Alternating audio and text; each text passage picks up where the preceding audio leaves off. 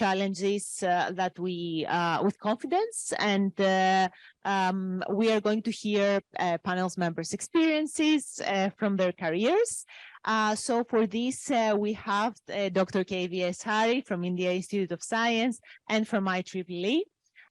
We have Dr. Tian from George Mason University, Dr. Namrata Vaswani from Iowa State University, and Dr. Uejishi from CMU. So thank you so much. We're looking forward to this.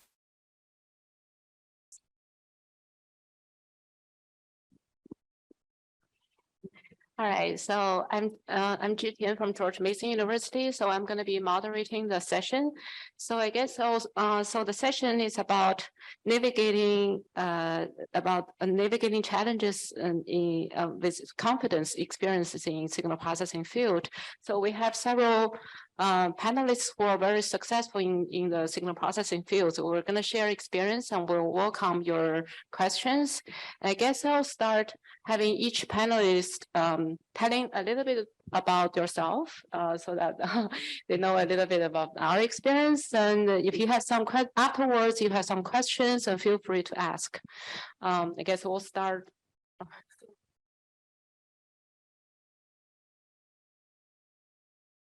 I guess you already know me from my talk.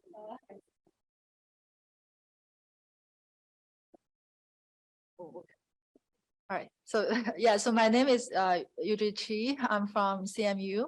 I finished. I guess I'll just tell a little bit about my personal career path so far. So I did my I grew up in China, and I did my undergrad in Tsinghua University.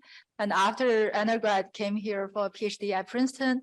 And then I directly went for an academic position at Ohio State University. I stayed there for 5 years, and I moved to CMU in 2018. In terms of research, I actually started my research initially. Actually, my advisor is Robert Caliban. He is not an he's not a signal processing person per se. I think his primary area will be information theory and coding theory. So when I started working with him, I started actually with some waveform design for radars. And later compressive sensing becomes very popular, and I kind of jump onto compressive sensing to work on a lot of problem for using compressive sensing for sensing problems. And that sort of also down me to some of this working on single processing problem with low rank, low dimensional structures. And more recently, I'm being also very interested in machine learning, starting to work on some of the federated learning, reinforcement learning problems.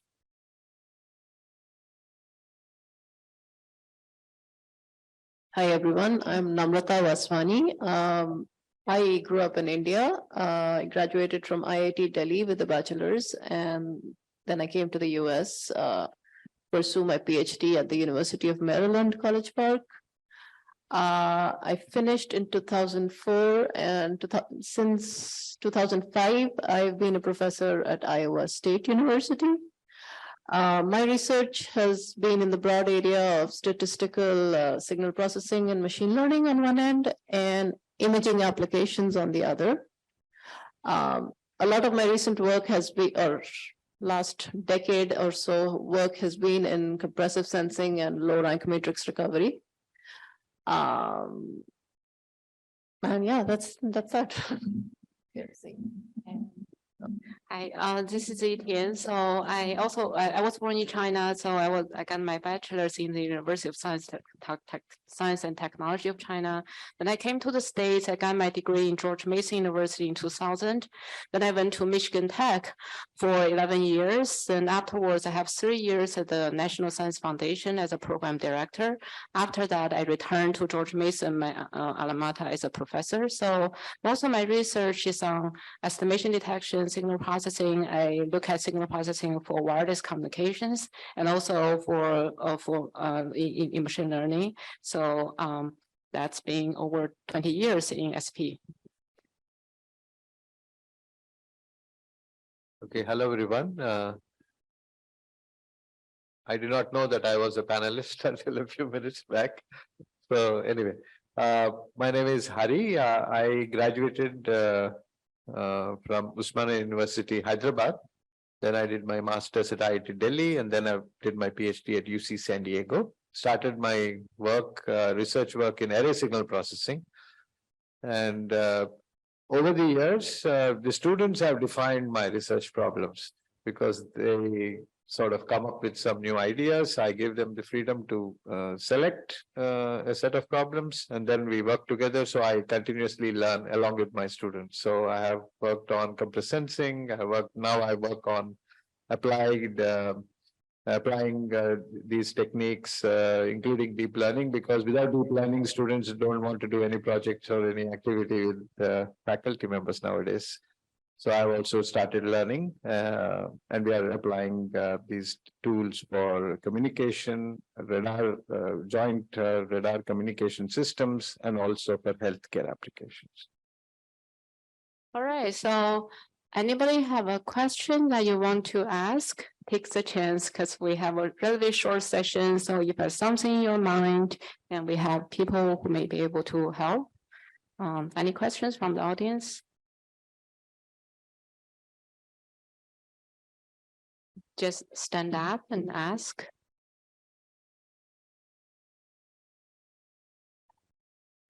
Yeah, so part of the reasons we're having this workshop is we encourage junior researchers to SP field, and also we want to have the voice. So it's important to have your voice heard. So this is an informal setting, and this is your chance to practice. Okay. I guess I'll get started. So I have a number of questions from the organizers, so probably collected based on the feedback. So I'm going to start with some of the questions that I have. And I guess the first question is how to handle paper rejections. Anybody want to chime in with paper? Yeah. Okay, yeah, so this is a very interesting question. My feedback is two things. Sometimes paper rejections, I mean, they feel bad, but sometimes the reviews are good. And actually, there's always something good in the reviews, even if the reviewers completely misunderstood what you're saying. That probably gives you feedback that you need to write your paper differently. This doesn't come easy. This isn't how I started. When early in my career, I used to take them really badly, and I used to take them personally sometimes. But over time, I've started seeing the good in even rejected papers. Now, there are certain situations where the rejection is completely unfair, in which case it is valid and there are processes to appeal. And appeals do get accepted. I do have, again, personal experience with that. There is, even though no journal openly says it on their website, there is a process to appeal a journal paper rejection. You start by emailing the editor-in-chief or the associated editor, depending on the journal, and go from there. And yeah, there is a fair process. If the editor-in-chief accepts your appeal, they will either invite extra reviewers or, there's a process in place. And again, from personal experience, it does work. So those are my two. Yeah, I guess I also want to mention something about, getting a paper rejection from conferences. Because sometimes conferences, the reviewers are, it's pretty diverse. So sometimes you get diverse reviews. Sometimes the reviews are not necessarily correct. Your paper get rejected. For young researchers, and it can be quite upset about the reject. You feel like your work is not approved.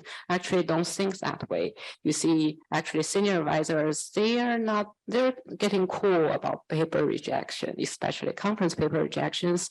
So I always tell my students, if your paper get rejected, don't feel bad. It's not about your work, and take the feedback, try to submit somewhere else. Don't take it personally. Okay, so and I think that just keep going. Don't feel upset. Add a little. I agree with all the things that have been said.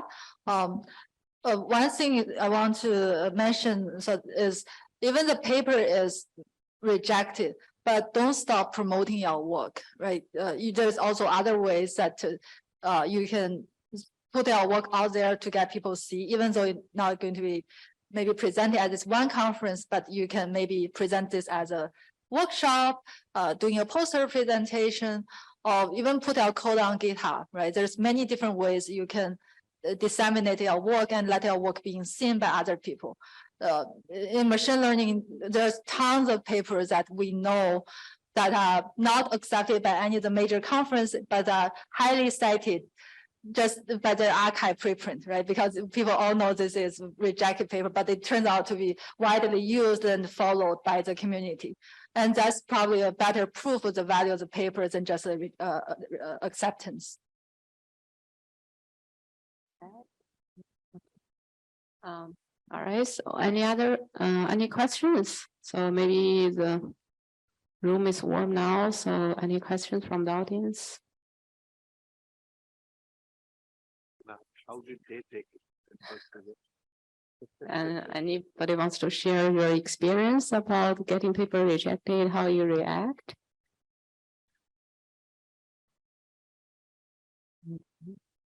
Yes. Hi, this is Shreya, and I'm also a PhD scholar. I don't have any rejection. Of course, I do have. I don't want to share that, but I just want to ask, just a suggestion maybe, what could be the better way? It should be a conference paper, or it could be a journal paper. It should be shorter version, because in conference we have a limited pages to explain.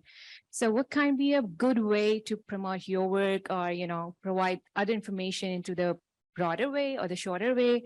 What is your suggestion? Just a kind question. So are you talking about research particularly related to machine learning or to signal processing? Okay. Okay.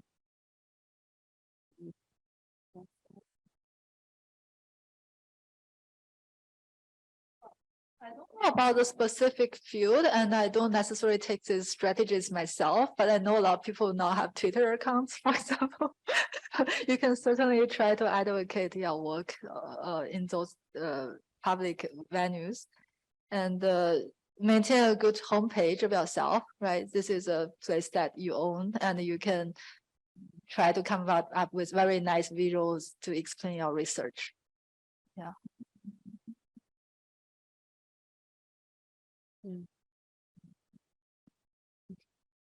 Yeah.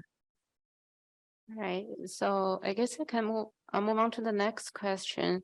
How to choose a research advisor or a research topic or research lab? I guess that's for students who have not started So do you have any of you who have not had advisor and deciding where to go? Or just raise your hand to see whether I can change the topic? No, so you already have an advisor, you have no choice. Given. Okay, then let's focus on how to choose a research topic. Any comments?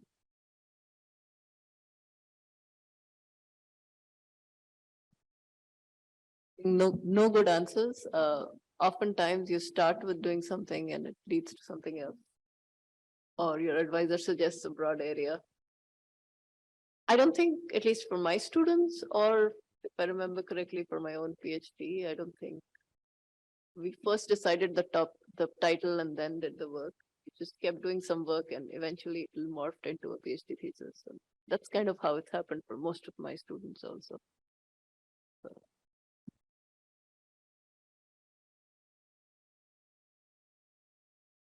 Yeah, I think the research has a lot of trial and errors, right? Most of the research projects don't pan out. The only one that really work out is just a small number of ideas that maybe you come up and actually works. I often think about the first couple of years of my students' PhD as somewhat a training phase, that you are really if you think about yourself as a reinforcement learning algorithm, right? There's exploration versus exploitation. So initially in your PhD, you do more exploration, trying to play a little bit of maybe different problem formulation, get your hands dirty and see where your passion is and where sort of your expertise really work out, right? Because there are problems that are important but very hard, or problems that are not important, very hard, or actually simple problems that are important. And so there's all these dimensions, right? Ideally, you want to work on simple problem, but important, right? But those are really, really hard to find. Or if you're very capable, you work on hard problems that are also important. But that's really hard to tell a priori what problem is hard and what problem is important. So you do need to do a lot of exploration, and towards the maybe end of your PhD, you get a good idea, and you can figure out maybe the right nice thesis topic that for you to make a contribution. So my suggestion is maybe set your expectation low initially. Don't just think that every problem I work on has to have a paper on it. Right? That's not going to be the case most of the time. And even you do get a paper, it may not be an important paper in retrospective, but focus on the learning part of the projects. Just to add, so many of you may be graduating and maybe embarking on your next phase where you may have to become a research advisor to students, right? It's possible that you may be thinking about it. So very similar to your personal experience would have been maybe your advisor suggested something and then you liked it and you pursued. But if you are going to become an independent researcher, it's a good idea to follow whatever has been said, to explore and try to do things which are not related to, I mean, it's not closely related to what you have been doing. The tools may be similar, but try to do something different so that your peer community also recognizes that you can do independent research. Sometimes the question is that whether the advisor helped you do the research or you contributed, sometimes is not clear in publications. So it's a good idea for you to slightly go away and pick up a new topic and then learn whatever you have learned of how to do research, you applied there. Establish yourself that you can do research in a new topic other than your PhD topic. That gives you confidence, that gives you breadth, and it helps in general your own quest for learning new things and being curious and so on. So I think that is important for you to become slightly more open, and not getting the desired results is a fact of life and fact of research also. So it's not necessary that you will get always results which improve something or something is important, but the process of learning how to do research, I think, is more important, because 5 years from now, you don't know which topic is going to be the hot topic, right? But if you know how to do research, you will be able to easily handle that situation when a new problem presents to you to be tackled. So I think if you can concentrate on that part, it will help you throughout for your next 30 years of your professional life. Yes. How do you move from being supervised to doing your own research and having your own ideas? Like being supervised to having your own research and like. Okay. I guess I echo with a panelist what had been said. So basically, at the beginning of your research career, it's very likely your research is supervised. And at that stage, you're given a topic. Don't be too picky on the topic. As we said, not all the papers, not all the topic will lead to a paper, but it's an important stage to learn to practice on your research skills. Learn how to do literature research, how to summarize your results, how to write your papers, or just a report. So the research skills, it also helps you to, through the process, when you are supervised, you want to take advantage of the help from your advisor to see why did the advisor pick the topic? Is it because it's important or is it because it's simple? So you get a sense what will be an important topic. So over the process, you'll be, I guess you'll be exposed to different topics and your research skills are growing, at that stage, you may be able to identify some topics by yourself. And at that stage, you can talk with your advisor to see, I'm interested in that. Can I do that? If you can justify why it's an important topic, most likely you'll get the support from your advisor and you work on that. So I think it will be a natural process, as other panelists says, that the research skills are very important. Part of the research skills are is identify what topic is important to work on, and that may come in a later stage of your PhD study.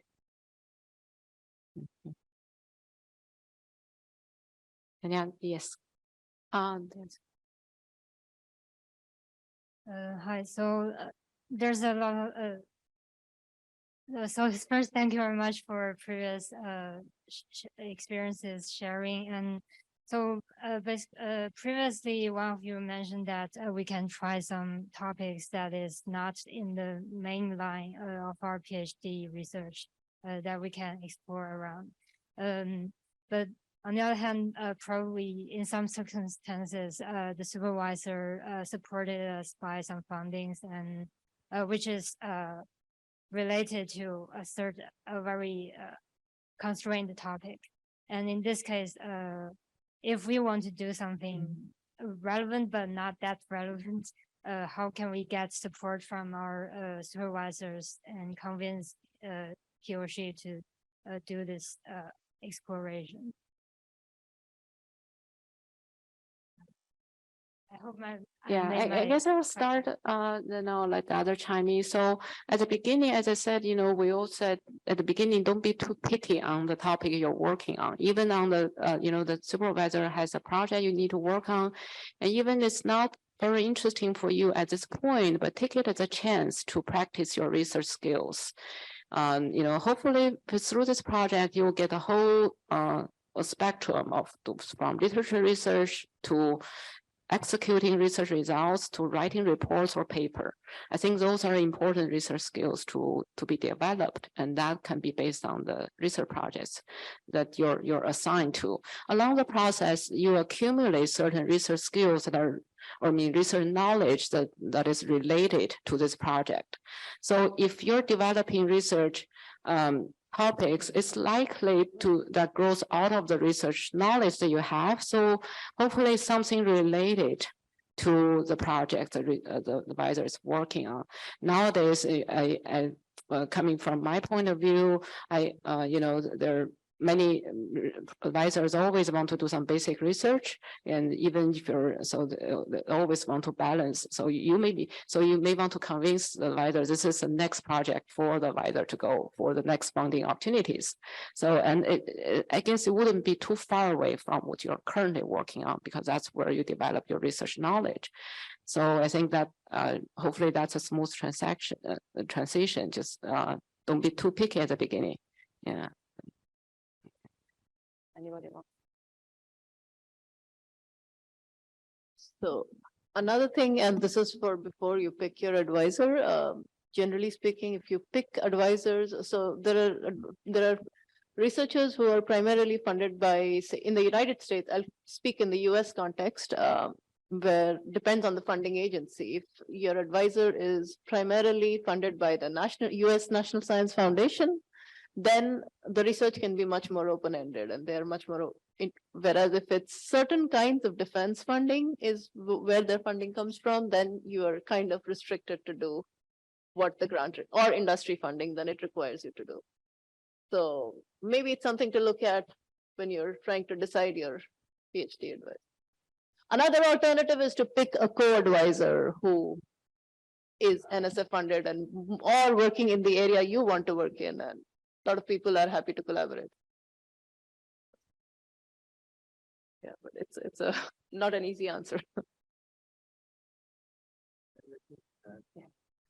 Just want to add that research is not confined only to during your PhD, right? You're embarking on a long journey of 20, 30 years. Even if it is industrial R&D, doesn't matter. It's research you're doing. So curiosity-driven work will be a long-term So what you learn during your PhD is how to do things, how to be disciplined, how to communicate effectively, both in writing and oral presentation and clarity of thought. All that happens during a PhD. And of course, you have to generate new results so that you can publish and contribute to the large body of knowledge. So if you can take a slightly longer term view, then you will enjoy what you're doing in your PhD because you are learning how to do things. So then you go to explore, do something else, etc. So these are all, always life is constrained. So because the contribution is important, whatever field you pick, right? So that contribution is important for you, the novelty part, etc.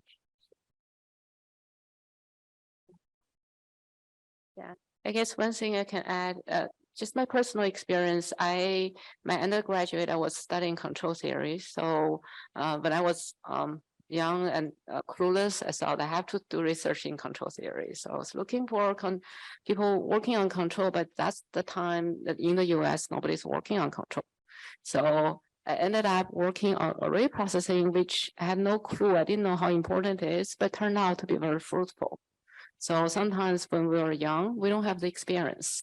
But having said that, I think picking the right advisor actually is important because your advisor may know what's good for you.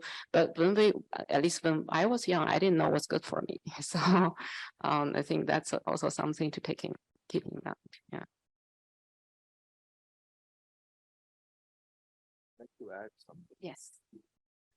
So this is a non-technical comment I'm making. Your advisor is going to be a very important part in your complete professional career. Okay. At every stage in your professional life, your PhD advisor's reference letter is sought. Okay. Whatever you do, whether it's a grant application, whatever, any reference letter, your PhD advisor is very important. So have a good relationship with your PhD advisor.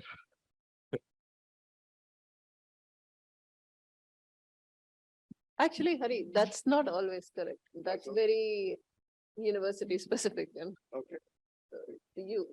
Many places after your PhD, they don't, after your first job, they don't seek letters from your advisor. Sure.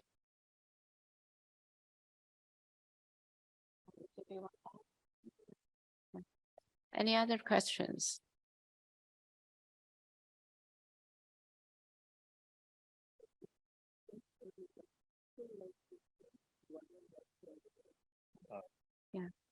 Yeah.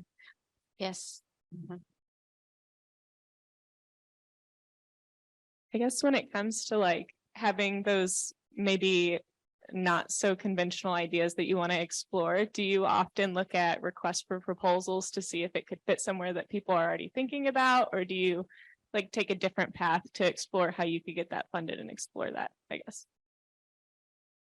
So are you talking from a student point of view or a professor point of view? I guess transitioning to starting your own research point of Okay. view. Okay, so you're early. Yeah, just graduated, so. Okay, all right, good.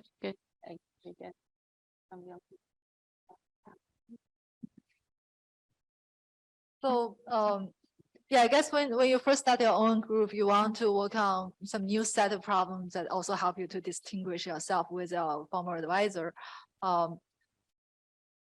Well, if you are assessing one of the good idea, a potentially good idea to see what other people are working on is to actually look at the award lists, for example, on ISF website. Then you get a good idea on what are sort of the trendy topics, what they are funding, and what everyone are working on. So you get some basic ideas.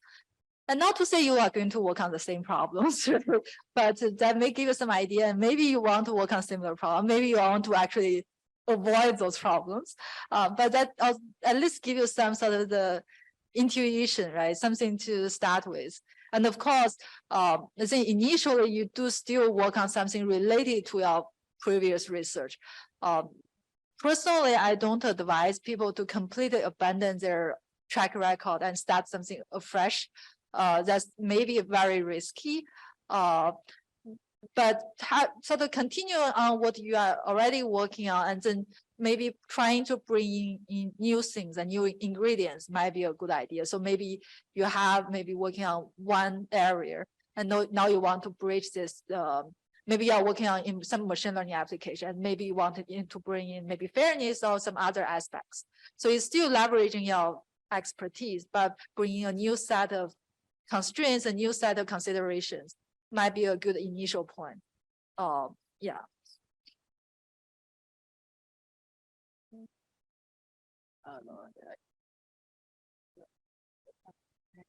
Yeah. If you're starting off for a new career, I think you want to be balanced. So most likely by the time you graduate, what you're working on is it's not probably at the peak or it's already going down, but it's a topic that you're very familiar with where you can advise students. So you don't want to abandon that because you already have a track record. And that's where you can supervise students to publish, and keeping a publishing record is important. At the same time, you want to explore new topics because so that you know, in the first, probably at the beginning, you keep publishing an old topic until you get a new topic. So there's a smooth transition. You don't want to stop and wait and go. So I think just to have a balanced portfolio. Yeah. Yeah. Okay.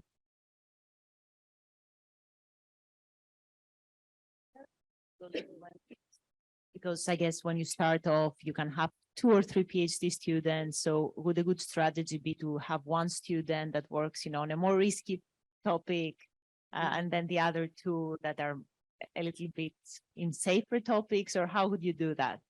Yeah. In my case, I try to keep a group that is more balanced in terms of senior versus junior students. So the senior students or postdoc, actually, they can explore because they already have something on their record, and they can collaborate with junior students to supervise students. So it's helpful for both. Then they can explore some new topics. So I guess the same thing for assistant professors is that you want to keep something safe and then doing the exploration. Yeah, I also want to add that initially when you are assistant professors, it's also beneficial that you collaborate with other assistant professors, right? Maybe your peers that you graduate from the same lab, but now you can collaborate with maybe with our senior co-authors. And maybe this group of young faculty are actually very energetic and think on the same pace. So they are already trained, better trained compared with your new PhD students. So it might be good for, you know, among these young researchers to identify new topics. So offload the risk from the junior PhD student. And once you maybe develop the first 1 or 2 papers, you feel you are confident and you can bring students in.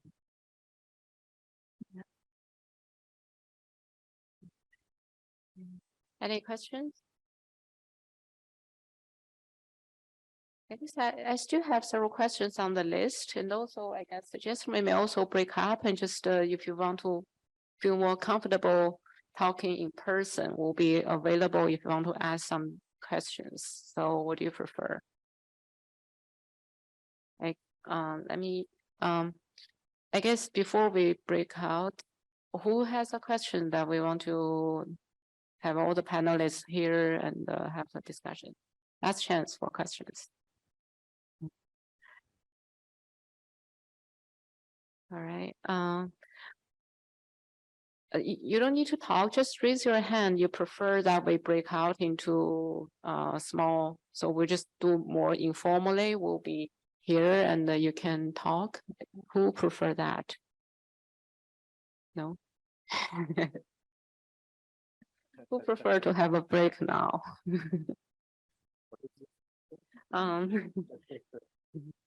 So the schedule is that we're going to be stopping at 3:15, then take a half an hour break, then come back for another plenary talk. So there will be a 30 minutes break. I guess let's continue with several other questions. Let's see. Then we'll now it's 3:08. Nobody raised their hands. Yeah. Yeah. Now, I guess we'll just have 2 more questions and we'll break out to see we can start chatting. how to address possible bias and harassment.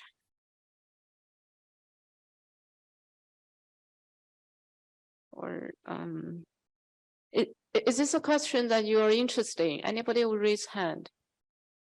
Bias and harassment. Somebody is interested. Anybody wants to? Harry, you want to give a shot? Yeah, I think you should. One thing you shouldn't do is leave it to yourself. Report it to. Yeah, don't just leave it to yourself. You know, you report it to someone at the university. Usually, department has some set person point of contact. If you could either talk to your advisor if this is a person you trust, or there's often some point of contact in the department that you can go to report these issues. So university has Title IX offices that you can report these issues. I will highly suggest you to report this, not only for your own sort of mental health, but also keep a record of things, right? If later if this is a person potentially of a stage that has higher power than you, you don't want this power unbalancedness at someday come back so to haunt you. So having something, I think, in record will also help. I think it's true for harassment. I guess bias is. For harassment, what you just said is absolutely true. You should report it. You should start by talking to someone that you trust on how to report it. It could be a senior female PhD student. It could be a different professor if you're dealing with, other than the person harassing.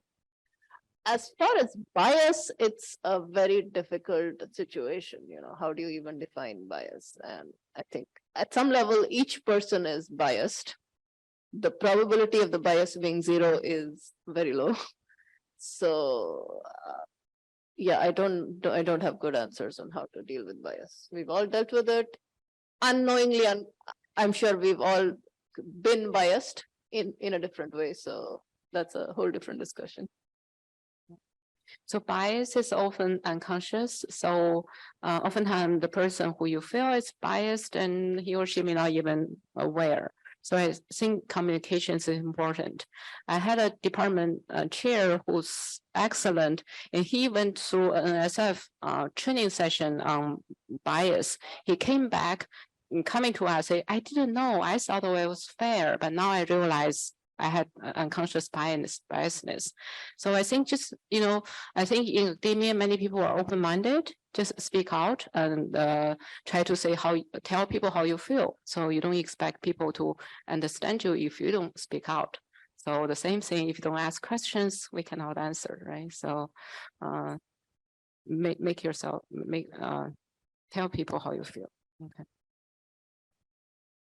Yeah, I agree. I think communication is very important. You have to communicate with people with whom you're comfortable. Obviously, you feel a sense of bias maybe because you're not able to ask the person or what the person was intending in their actions or what they say. Yeah, having a good communication with somebody whom you trust, and then maybe directly to the person also, if possible, then that will clear your for you, it will be clearer. So communicate. Don't feel shy about it. It is natural to feel shy, but I think you have to have that resolve it by communication. Okay, any questions? Okay.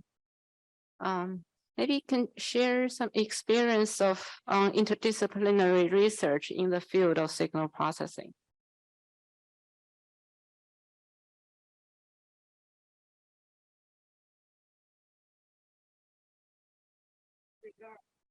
Whatever you feel, yeah, in generic.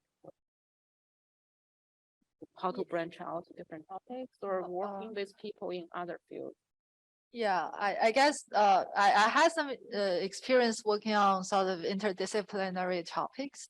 I guess the one that's sort of closest to to signal processing is the super resolution imaging project I had with some of the computational biology person, where we were basically trying to design better algorithms for the so-called STOM, this kind of fluorescence microscopy. Usually, I think this interdisciplinary research tends to be very difficult because we speak very different language, and we don't know what each other know, and we don't know what each other don't know. But on the other end, if each of the party is willing to sort of take a little bit of efforts to understand the other party's language, this helps a lot. And also, you need collaborators. The collaboration is most effective if both parties are willing to listen and adopt suggestion from the other side. So in my collaboration with that group, that was one of the, I think, my most successful collaboration, because they have very good listening ears that I use. So it's actually using some kind of compressive sensing technique to design the imaging algorithm. And from the algorithm inside, I told him basically, maybe if you collect measurements in a way that provides more diversity, maybe by putting more cameras, and each camera actually take less measurements. So in total, you still collect the same amount of data.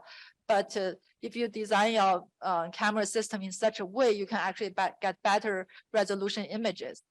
He actually listened and he implemented the things, and it actually works out. And we had a paper on it. And on the other end, I have to listen to him how they set up the system so that I can actually give useful feedback and suggestion. And this is a really two-way sort of loop that you need to close the loop in order to make interdisciplinary research work. I also had experiences that may not be as successful, but in retrospect, I think I was in some sense too conservative or too lazy, that I didn't try to know enough about the other domain. And maybe both of us were like that way. So at the end, the intersection is too small or too narrow for us to make a real impact. But yeah, you do need to make all efforts. And sometimes that can mean that you make less impact in your own sort of core field. And that's really a trade-off depending on where you want to be. Okay. I don't have too much more to add. You just said that. Okay. I guess I'll just ask the last question before. Anybody wants last call? Any question? Yeah. All right. I guess the last question is how to address excessive workload and how to set boundaries.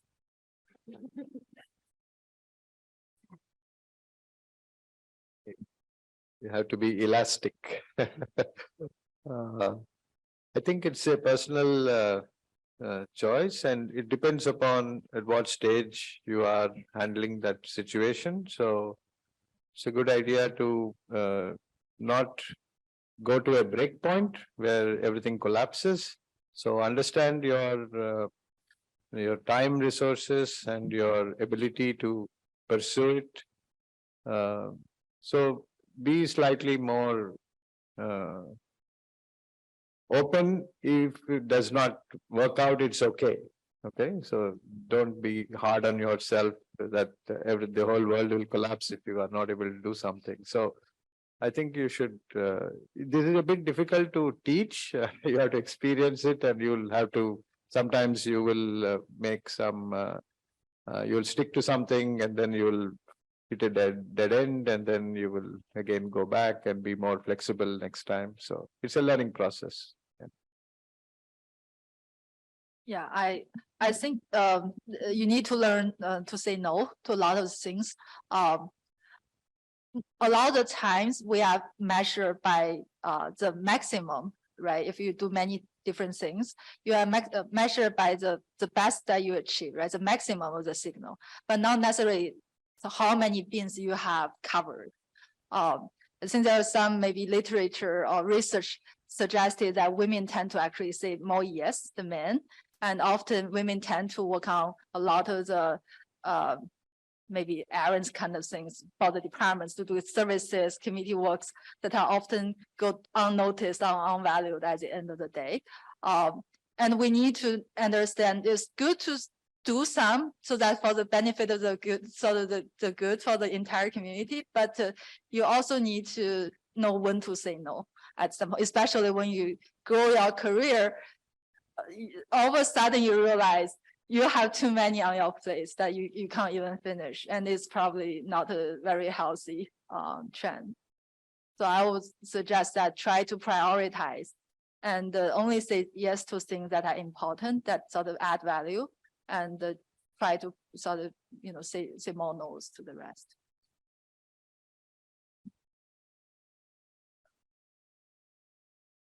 I totally agree with definitely learn to say no early on. And I would say take on things that are either going to benefit your career or something you are really passionate about. If it's a particular committee that you are really interested in doing, then definitely do it. But don't just keep saying yes, because people will keep adding more. If you're a student, on the other hand, this is something I recently learned from a negative experience. Advisors, if you keep doing the same thing, for me, something will take 30 minutes to code in. And I forget how long it would have taken me 20 years ago. So advisors often forget how they think they're giving you an hour of work. It may take, but it may actually take you a week to finish that work. Let them know. They are not, often many people aren't overloading you on purpose. They are thinking they're giving you an hour's work. And then they're wondering why it's taking you a week. They've forgotten that it would have taken them a week a long time ago. So tell your advisor that. So Yeah, those are good advices. Good advice. So oftentimes we are the victim of our own success. You become more successful and you get more requests. So you need to learn to say no. On the other hand, when you're a student, when you feel it's excessive, try to talk with your advisor. Maybe just 10 minutes discussion with your advisor or your lab mate can help you to save 1 week of hard working on something that you cannot figure out. So try to balance when to ask questions. Yeah. All right, so we're getting to the end of the session. Any questions? Last call. Yes.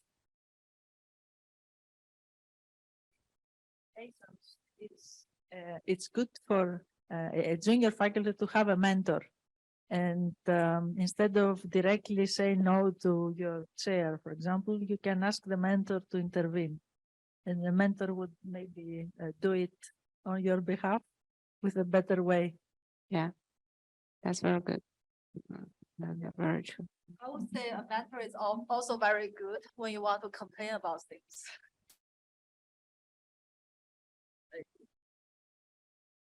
All right, so I guess we'll have a coffee break. We'll be hanging around. So in case you have questions, feel free to ask any of us.